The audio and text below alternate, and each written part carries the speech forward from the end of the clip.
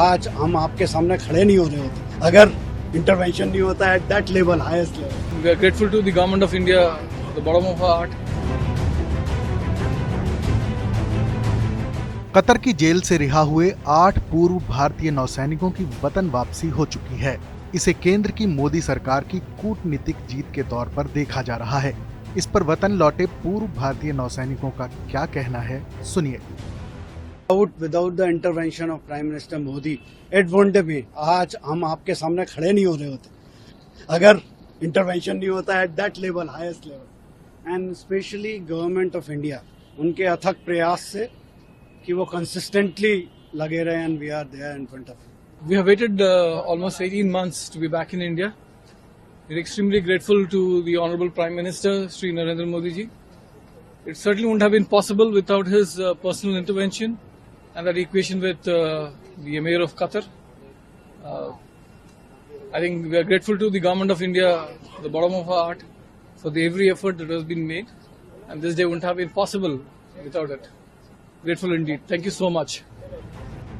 भारतीय विदेश मंत्रालय ने इस संबंध में प्रेस रिलीज जारी की है, जिसमें लिखा है, भारत सरकार उन 8 भारतीय नागरिकों की रिहाई का स्वागत करती है जो देहरा ग्लोबल कंपनी के लिए काम कर रहे थे और जो कतर में हिरासत में थे। 12 फरवरी को 8 में से 7 भारतीय लौट चुके हैं। हम कतर के अमीर की ओर से लिए गए रिहाई और इनकी भारत वापसी के फैसले का स्वागत करते हैं। The intervention of Honorable Prime Minister helped, and I'm grateful and thankful to the Emir of Qatar that this has been made possible, and the release of Indians and them joining their families after a substantive period of time it brings happiness to all Indians. Thank you. बता दें कि ये सभी पूर्व नौसैनिक Qatar की Dehra global company से जुड़े हुए थे। इन्हें अगस्त 2022 में गिरफ्तार किया गया था, लेकिन गिरफ्तारी की वजह नहीं बताई गई थी। इनकी गिरफ्तारी दोनों देशों के बीच कूटनीतिक तनाव को बढ़ा रही थी। इन पूर्व नौसैनिकों के परिजनों ने विदेश मंत्री एस जयशंकर से मुलाकात करके रिहाई की गुहार लगाई थी। इसके अलावा विपक्ष ने संसद में पूर्व नौसैनिकों का मुद्दा उठाया था। इसके जवाब में विदेश मंत्री एस जयशंकर ने कहा था कि ये बेहद संवेदनशील मामला है, उनकी रिहाई हमारी प्राथमिकता है।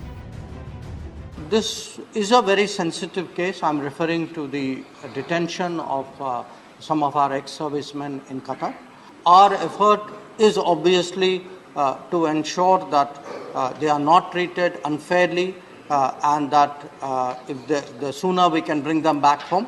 So I assure you that they are very much, very strongly in our priorities.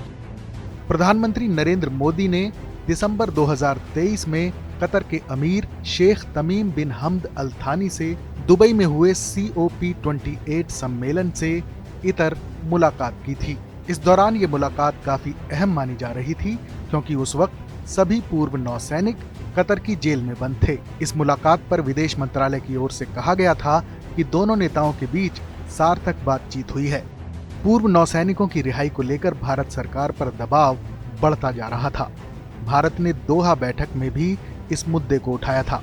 सरकार की कोशिशों का ही नतीजा था कि इन पूर्व नौसैनिकों की मौत की सजा उम्र कैद में तब्दील कर दी गई थी, लेकिन इनकी रिहाई को लेकर रास्ता साफ नहीं हो पा रहा था।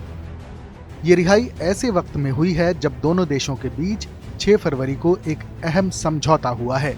इस समझौते के तहत भारत की सबसे बड़ी LNG आयातक कंपनी पेट्रोनेट LNG लिमिटेड यानी PLL कतर की सरकारी कंपनी कतर एनर्जी से साल 2048 तक 7.5 मिलियन टन LNG खरीदेगी।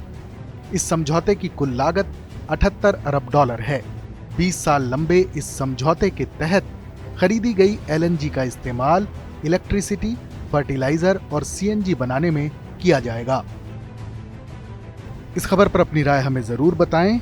बाकी देश और दुनिया से जुड़ी तमाम बड़ी खबरों के लिए देखते रहें TV9 भारतवर्ष डिजिटल।